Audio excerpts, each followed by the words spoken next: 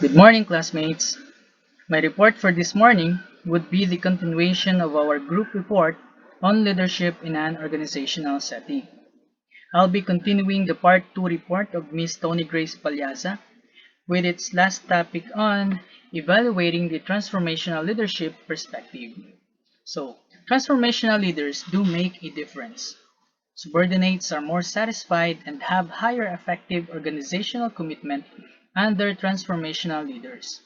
They also perform their jobs better, engage in more organizational citizenship behaviors, and make better or more creative decisions. In fact, one study of bank branches reported that organizational commitment and financial performance seemed to increase where the branch manager completed a transformational leadership training program. Though transformational leadership is currently the most popular leadership perspective, it faces a number of challenges. One problem is that some writers engage in circular logic by defining transformational leadership by the leader's success. They suggest that leaders are transformational when they successfully bring about change, rather than when they engage in certain behaviors we call transformational. This circular definition makes it impossible to determine whether transformational leadership is effective. Another concern is that transformational leadership is usually described as a universal rather than contingency-oriented model. Only very recently have writers begun to explore the idea that transformational leadership is more valuable in some situations than others. For example, transformational leadership is probably more appropriate when organizations need to adapt than when environmental conditions are stable. Also, preliminary evidence suggests that the transformational leadership perspective is relevant across cultures. However, there may be specific elements of transformational leadership, such as the way visions are formed and communicated, that are more appropriate in one workplace than in other cultures. Another perspective on organizational leadership is the implicit leadership perspective. It says that the competency, behavior, contingency, and transformational leadership perspectives make the basic assumption that leaders make a difference. Certainly, there is evidence that senior executives do influence organizational performance. However, leadership also involves followers' perceptions about the characteristics and influence of people they call leaders. This perceptual perspective of leadership is collectively called implicit leadership theory. So what is implicit leadership theory?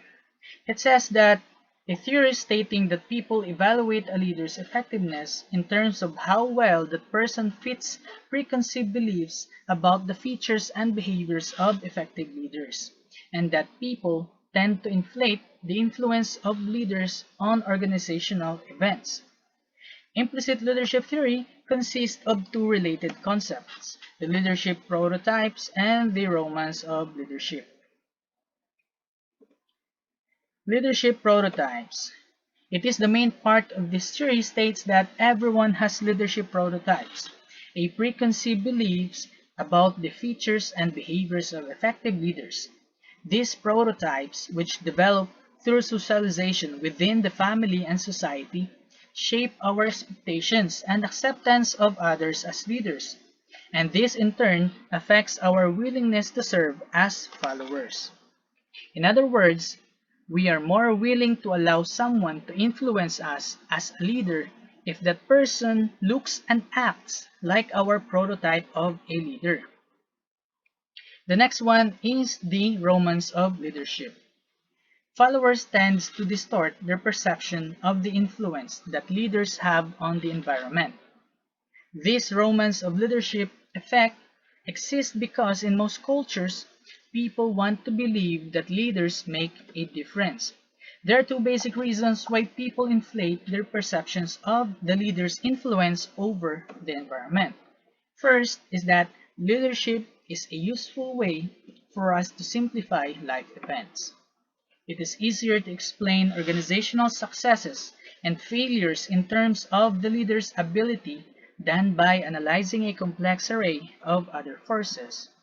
Second, there is a strong tendency in employees and some cultures to believe that life events are generated more from people than from uncontrollable natural forces. This illusion of control is satisfied by believing that events results from the irrational actions of leaders. In other words, employees feel better believing that leaders make a difference, so they actively look for evidence that it is so. The last topic for this chapter talks about the cross-cultural and gender issues in leadership. Along with the five perspectives of leadership presented throughout this chapter, cultural values and practices affects what leaders do. Culture shapes the leader's values and norms, which influence his or her decisions and actions. Cultural values also shape the expectations that followers have of their leaders. For example, an executive who acts inconsistently with cultural expectations is more likely to be perceived as an ineffective leader. Furthermore, leaders who deviate from those values may experience various forms of influence to get them to conform to the leadership norms and expectations of the society. In other words, implicit leadership theory, which is described in the previous section of this chapter, explains differences in leadership practices across cultures. One study that we could relate to this topic is the Project Globe, or simply Globe, which means Global Leadership and Organizational Behavior Effectiveness. Over the past few years, 150 researchers from dozens of countries have worked together to identify the effects of cultural values on leadership. The project organized countries into 10 regional clusters, for which the United States, Great Britain, and similar countries are grouped into the Anglo cluster. The results of this massive investigation suggest that some features of leadership are universal, and some differ across cultures.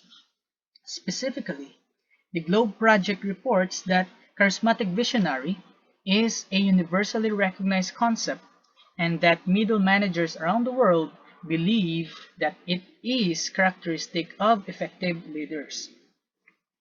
The results suggest that charismatic visionary represents a cluster of concepts including visionary, inspirational, performance orientation, integrity, and decisiveness. But in contrast, participative leadership is perceived as characteristic of effective leadership in a low power distance culture, but less so in high power distance cultures. For instance, one study reported that Mexican employees expect managers to make decisions affecting their work.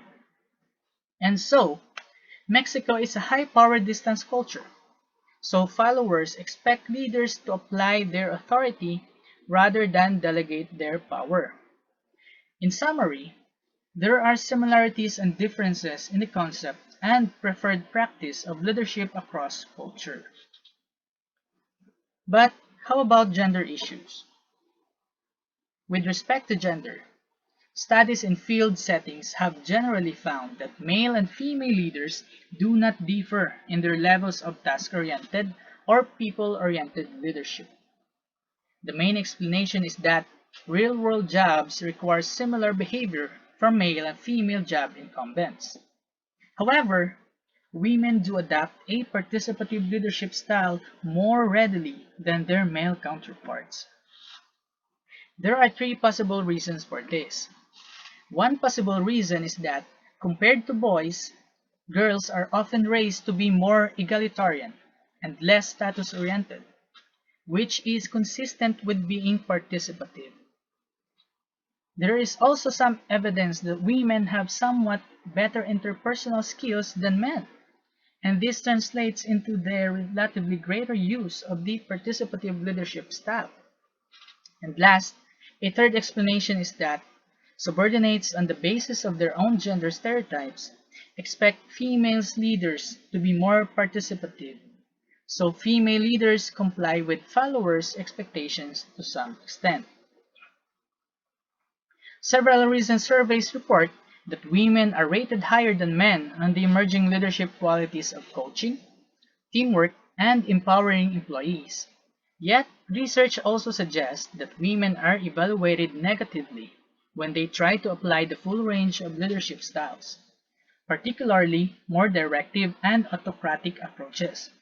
Thus, ironically, women may be well suited to contemporary leadership roles, yet they often continue to face limitations of leadership through the gender stereotypes and prototypes of leaders that are held by followers.